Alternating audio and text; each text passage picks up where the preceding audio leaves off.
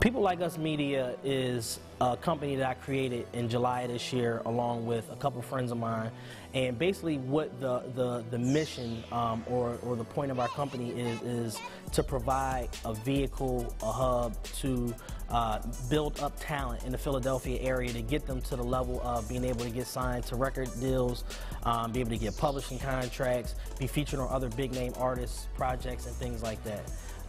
The overall mission of what we want to do is, you know, we have our focus in terms of our artists, but we're also doing other artist management, project management, and things like that. The original inspiration for us putting together this compilation was using it as a bridge to get from Al's solo project, Get to Know Me, into the next set of solo projects, which is going to be Dana Black's My Name Is My Name and Al's Street Pop series of original music. Basically, something interesting happened in the recording process, and I kind of say this in jest, but the music was too good. And basically, I was kind of left with a good problem of having like 11 great songs, you know, and great performances from everybody who, you know, who collaborated with us on this album. I reached out to as many artists as I could that I personally liked and people that I felt styles would mesh well with my artists, and I tried to put everybody in their proper perspective, and as a result, I got 11 A+ records because everybody came, you know, on their A game. The artists that are featured on the compilation, well, you know, you have my artists that are pretty much at the forefront. They're on nearly every song. You have Al, One Thing, who's on 9 songs. You have Dana Black, who's on 8 songs. My man Iken from YES Movement, who's in a group with Ab Lava. He's on 1 song called Dirty Money. In addition to that, outside of our camp, we also have, we got Ready Rock, who's like a brother to me. He came through and blessed me for the joint with Dana Black, the Menace to Society song. We also got we got Flash, we got West Philly Clout, we got Show, who's got an album coming out soon. We also got 5 Grand, who pretty much stole the show on the song that he's on. We also got Dante Millsap, who's the newest member of People Like Us. He's on 2 records that he also produced and wrote the hooks for. And we got Dosage, who's currently on tour with Lupe Fiasco right now. He came through and he did the Boondock Saints song, and he did another one, Team One Thing remix, that'll be out in a couple months. Well, I mean, like I said, I got what I feel like are 11 A+ records, but I got some that, you know, mean a little bit more to me than others. One particular song that I love a lot is the song that Ready Rock did with Dana Black, which is called Menace to Society. And an interesting story about that, Dana was out the night before. We got studio on Saturday. He's out the night before. He goes and gets drunk, and he basically gets himself alcohol poisoning. So we got Ready Rock coming to the studio to record the song, and he doesn't write his raps. Like he plays off who he's on the song with. He listens to the track and he constructs his verse in the studio, kind of like Jay-Z.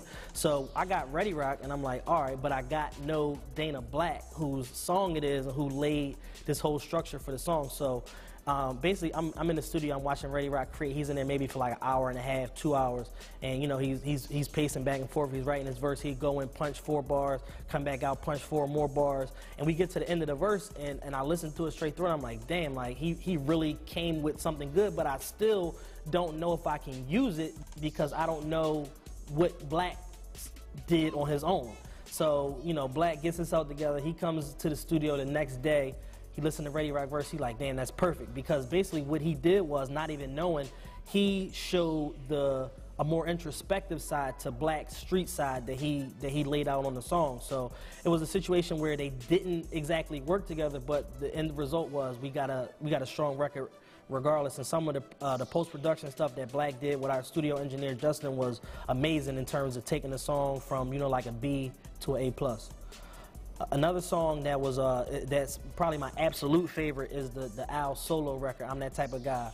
Early in the production process, I reached out to a lot of different producers from the Philly area because this project, again, is all about you know, Philadelphia artists, whether they're my artists or not. It's about working with Philadelphia artists and trying to push their push their information and push their projects out there into the forefront.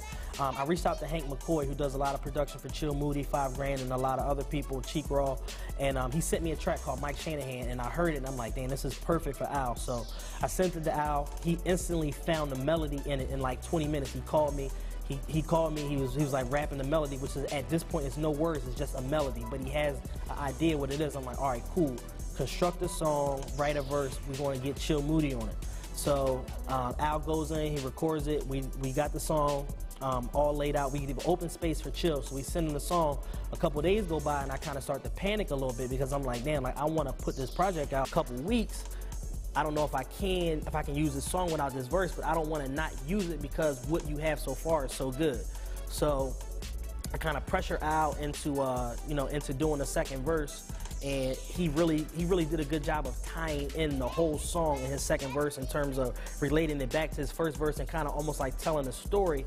And it kind of reminded me of of something like some of the stuff like Jay-Z did earlier in his career, like Volume 2, Volume 3, in terms of the way that he put his verses together. And basically we kind of lucked up because almost tragic situation and not getting the future that we wanted turned into a great situation, and we got something that I feel like is going to be a very strong record that'll be played on the radio in Philly in a couple weeks.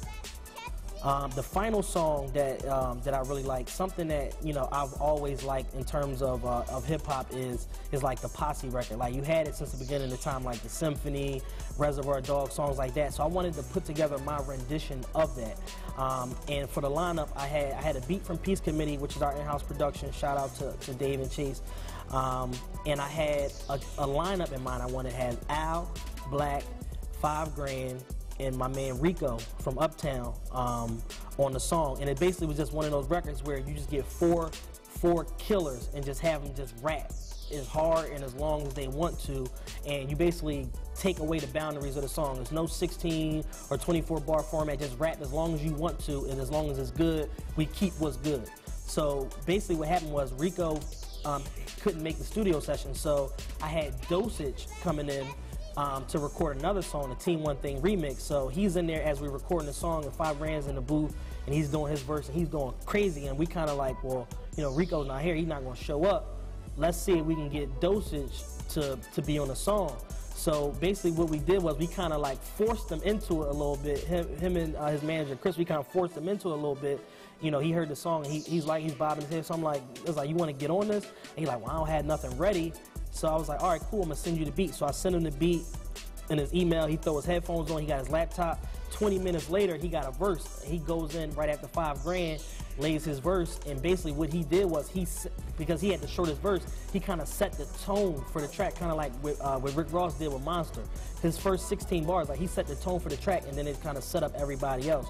And then what's also is dope about this track is that there's 3 different patterns on the beat, and when y'all hear, you're gonna know what I'm talking about. Like, and the different artists like picked where they wanted to rap at. Like they would extend the part, they would shorten the part, and it made the track dope because like you got Dana Black rapping 12 bars to one part, 12 bars to another part. Then you got Al, and he just really like styled on the whole song because he has a breakdown. There's like an R&B breakdown on the song, and he gets on there and he R&B, he sings it because he sings also. So he sings his last 8 bars in his verse, and then 5 Grand just comes on and kills it, and like he spit like 46, 48 bars, something like that, like, and it was kind of reminiscent of like Beanie Siegel on Streets Is Talking. And it just got to a point where at the end of the verse he was like, we ran out of beat, and we just kind of left it like that and just let him rap a cappella for his last 6 bars, and he killed it. So those are probably my 3 top songs on the album, and I think that those are the ones that people want to respond to the most in terms of getting a reaction. Like I said, I still got Dante Millsap, who's like my Kanye West, my Pharrell, and he gave me 2 like powerhouse records that are totally different production-wise than anything else is on there. He also wrote the hooks for those, and he's rapping on those songs as well. So I think it's going to be a project that everybody's going to love and enjoy. It's something that everybody poured their heart into. I got Al on 9 songs. I got Dana Black on 8 songs. And I tried to fill in with something that everybody could really enjoy. And it turned out to be a really strong, cohesive project. We got 8 brand new original songs. We got 3 songs that is popular joints out there now that we did over, and the overall mix of it, you know, like I said, it turned out to be a great album, and I think it's something that's going to be able to stand alone on its own and be one of those projects that people outside of Philly can really look to and say, oh, so that's what's going on in Philly, and that's pretty much, you know, how we plan on making our mark in terms of doing things differently than everybody else, and also doing it a little bit better presentation-wise. November 16th is going to be the release date for the project. That's our day, One Thing Wednesday. We pretty much coined that. Look for that on all of your favorite hip-hop blogs. Also look for it on DatPiff, livemixtapes.com. We also have Get to Know Me, the movie, coming up that we're going to be filming soon. Look for that at the top of the year, right around Christmas time. Also look for Dana Black, My Name Is My Name mixtape coming out around that same time. And look for Al's Street Pop series, which is going to be all original music, 5 to 7 song EPs. That'll be dropping in February of next year. Not just dig, not just dig, not just dig, not just dig, not just dig, not just dig, not just dig, not just